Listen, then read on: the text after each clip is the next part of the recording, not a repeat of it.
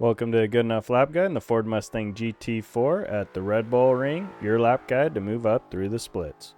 The purpose of this video is to give you guys a foundation that you can build a solid, consistent lap off of. Once you can run those solid, consistent laps, you get in the race with the goal to finish the race, you will move up through the splits. First, we'll talk about the track characteristics of the Red Bull Ring. It's a more modern track. It has elevation changes, a couple tight corners, a lot of fast flowing corners, and I think a lot of great opportunities to pass. The first one going out of turn 1 into turn 3.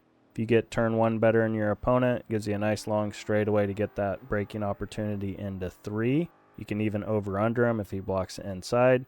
Same thing coming out of 3 going into 4. And then once you get into the sweepers, I don't really think there's a lot of passing opportunities until you get through 7 and exiting 8. If you get through 8 a little bit better and they mess it up, especially in the wet, if they get on the curb here, that'd be a great opportunity for you to pass them. Don't get on the curb in turn 8, so you can get that pass going into turn 9. And then I don't really see an opportunity pass going into turn 10 unless it's a dive bomb, but I wouldn't go for it there. What I would do is try to set up the pass coming out of 10 and going into turn 1. Next, we'll talk about the car characteristics of the Mustang GT4, specifically focusing on driving it in the wet. Can be a little twitchy under braking, so you really want to do a lot of your braking, straight line braking, and then start doing some very light trail braking when you begin to turn in. But there are a couple spots on the track where if you're too close to the curb, it's going to get real twitchy on you. Going through the middle of the corner, if you're off the throttle, it is pretty stable. Then once you get back on the gas, obviously in the wet, with it being a rear-wheel drive car, you are going to have some traction issues, so you just need to be real gradual with getting on the throttle out of the corners.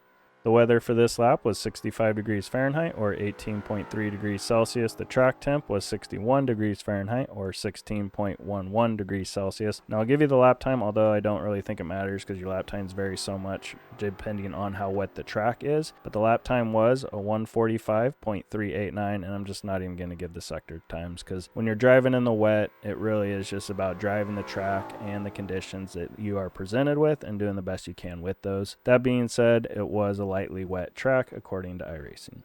Alright, let's get into the lap. For turn 1, your braking point is going to be just past the 150 marker, and you want to stay away from the curb. Give yourself about a foot off the curb. This will give you some safety room for if the car starts to twitch and then you don't go too far to the left, it grabs the curb and then it's all over. And your turn in for the corner is going to be just after the 50 marker. And then it'll be a middle apex for the corner. It's okay to go over the curb. And on exit, you want to avoid the curb because if you get on the curb, your traction control is going to kick in and it's going to kill your forward drive.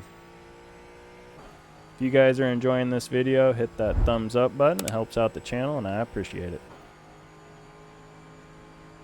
3, we're going to start braking at the 150 marker. And the same thing with turn 1, you're going to want to give yourself about a foot off the curb. Just give yourself a little grace. You'll even see the cars start to twitch here a little bit under braking. It's just something you're going to have to get used to. And then we'll begin our turn in for the corner just after the 50 marker. It's going to be a middle apex for the corner. It's okay to go over the curb. The most important thing here is you really want to wrap the car around the apex so you can get the car straight as soon as possible to get that power down.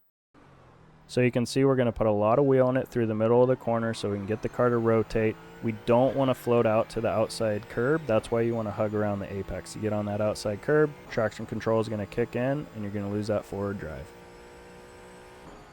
For turn 4, we're going to brake just before the 150 marker, and again, you do not want to get on the curb. Give yourself some room.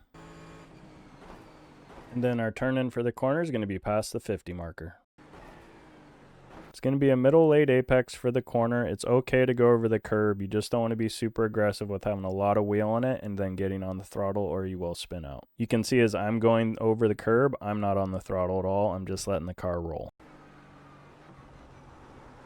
And then as we're coming out of the corner, you're going to have all these puddles on the left-hand side. You want to avoid them as much as possible, especially this first one. If you drive too much in it, your car's just going to go straight, and then you're going to get in the next one, and you're just going to get stuck on the outside, and you're not going to be able to get your car to the inside. So just avoid these as much as you can. The first one, I do drive halfway through it, but that's because the right side tires have enough grip to pull us to the inside line, and we don't get caught in those other puddles behind it. And then as we're going around the corner, there's going to be a water puddle going all the way around the curb. You just want to treat that as the curb itself and get right up to it, but don't drive in it. For turn 6, we're going to brake at the 100 marker, and I give myself even more room on this curb, about 2-3 feet. I find if I get close to it at all, I usually spin out. And then our turn in for the corner is going to be at the 50 marker. Once again, we find a puddle going all the way around the curb. Treat it as the curb, get as close as you can to it, but try and not drive in it.